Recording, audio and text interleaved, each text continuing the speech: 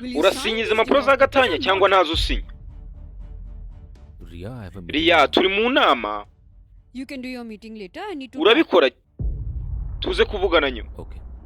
You guys Okay. sit outside for a while. Basore I nimwe have to talk mugiye to my gato wife. tuvanze mvugane n'umugore wanjye.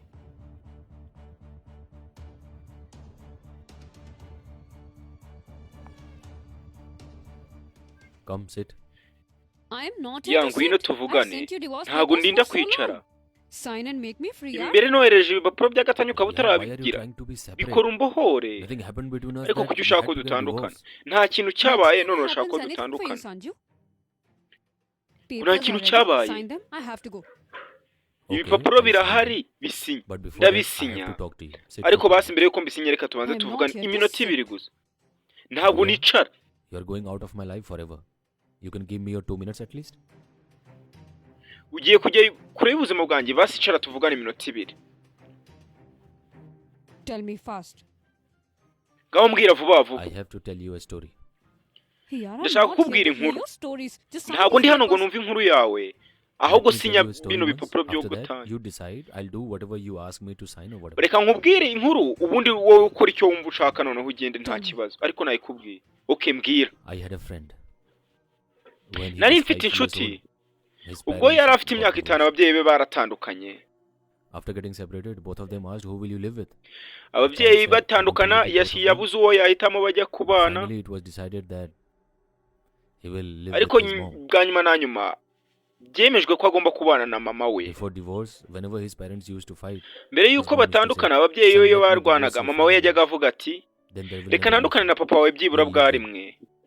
Dad also used Ubundi to say, tuzabaho neza kandi "Son, let me divorce nzakwitaho." once. Kandi yajyaga Then I'll avuga take ngo good reka care of ntandukane na you. papa I'll wawe keep bwa you with rimwe me." nzakwitaho rwose. After Ugumane some time, nanjye. his mom remarried. His Nyuma y'igihe stepfather, kimwe he said in the beginning mama we yarongeye that I'll keep him arashaka like my own umugabo wa child. nyina. But after some Aravuga ngo time, when he nzita had kuri uyu his mwana own son, nk'uwanjye. Ariko he igihe stopped kimwe paying attention to him. ntiyabikoraga.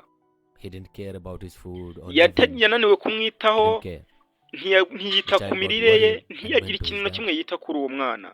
He went Umwana there and saw arahangayika that ajya his father kureba also papa we. remarried. Yagiye kureba papa Then we his nawe wife asanga clearly refused yarashatse that undi I will not mugore. keep your child. Umugore aravuga ati Now ntabwo the nshobora child got kumwitaho stuck in rwose between. si umwana wanjye. He started living on the Umwana road. yabuze aho yaguma He started n'aho taking yajya, care of his atangira own. kugenda mu mihanda. He was 10 years old Yatangiye when kwiyitaho he ku giti cye. started working. Ubwo yari afite imyaka 10 yatangiye gukora. How was the story? Inkuru yari imeze So ite? bad happened to that kid. Do you know who Yo that byari child was? bibi kuri uwo mwana rwose. Who? Ese uwo mwana uzi uwo yaba That yari we? child was me. Oya, yari nde? Uwo mwana yari njyewe. Even though my Yo. parents were there, I never got their love. Kabone nubwo ababyeyi I banjye could bariho never live ariko with nta them. rukundo rwabo nigeze mbona. I don't know what Sinigeze I mbana did nabo. to live. And why did all this Sinari happen? nzi icyo nakora ngo mbeho. Just because of their divorce. None kuki ibi ngibi biri kubaho? They Ibi ni got ukubera divorced. ko ababyeyi They banjye got batandukanye. But whose life got ruined? Baratandukanye Why? rwose. Ubwo ninde And if ubuzima we both get bwangiritse? Ni divorced in njyewe the same ubuzima way, bwangiritse rwose. then our children will also suffer. Uburyo batandukanyemo They must have been the natwe best part. nidutandukana niko abana bacu bazababara.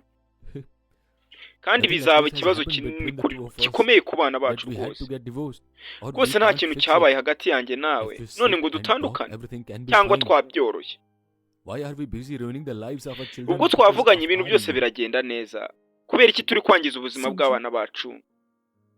I'm sorry. I didn't Sanju. know that you have suffered so much in your life. Umbabarire cyane. You're saying Ntabwo right. nari nzi ko wababaye We'll get bingana divorced gutyo mu then. buzima bwawe. Our children will Ariko have to rwose uri suffer a mukuri. lot. They will have to face Nidutandukana many abana bacu problems bazababara because of us. cyane rwose. And we Bazahangarikira only fight kubera for twe. small things. Kandi icyo We turi will gupfa find rwose some ni akantu solution gato for that. cyane. We will take some counseling. Twabonera so twabonera sorry. iki gisubizo rwose. Please forgive Tuzashaka me. n'umujyanama rwose umbabarire. Rwose ihangana umbabarire. I don't need any divorce. Afata ibipapuro ahita bica rwose bya divorce. Ntago ngishaka divorce. Yo, I love you.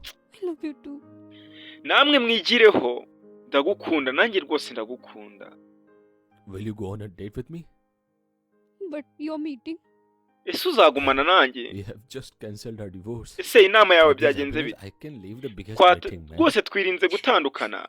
uyu munezero rwose nta cyawuruta n'iyo nama yahagarara. Bwoke reka tugende. Bagure namwe bagabo mwigireho hano, ntimugapfe gutandukana byoroshye, mujye mubanza mutekereze kabiri. Reba ko ukoze subscribe kuri Kibogaye, niba iyi nkuru ikunyuze watubwira tukazagushakira indi. Ciao ciao, turabakunda cyane.